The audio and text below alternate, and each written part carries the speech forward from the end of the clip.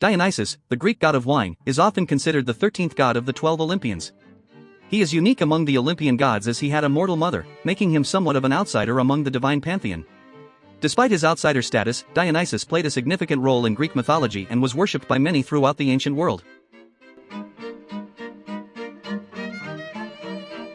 The origins of Dionysus are shrouded in mystery, much like the intoxicating effects of the wine with which he is associated.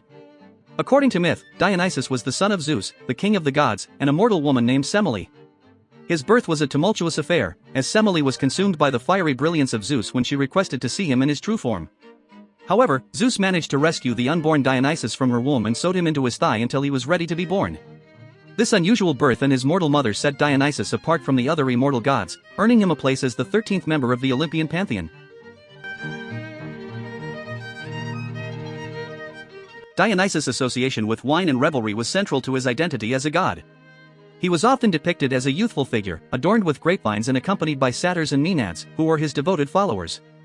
The god's wild and ecstatic nature reflected the uninhibited and intoxicating effects of wine, which was believed to be a gift from Dionysus to humanity.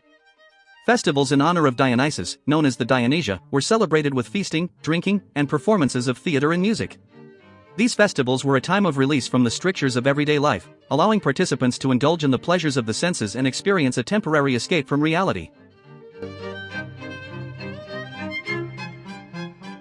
Despite his association with joyous celebration, Dionysus was also a complex and multifaceted deity. His domain extended beyond wine and revelry to encompass the mysteries of nature, fertility, and the cycle of life and death.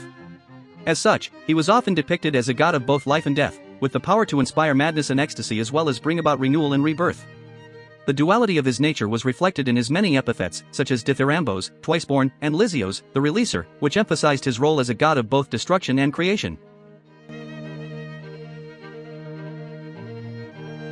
Dionysus' adventures and exploits were the subject of numerous myths and legends.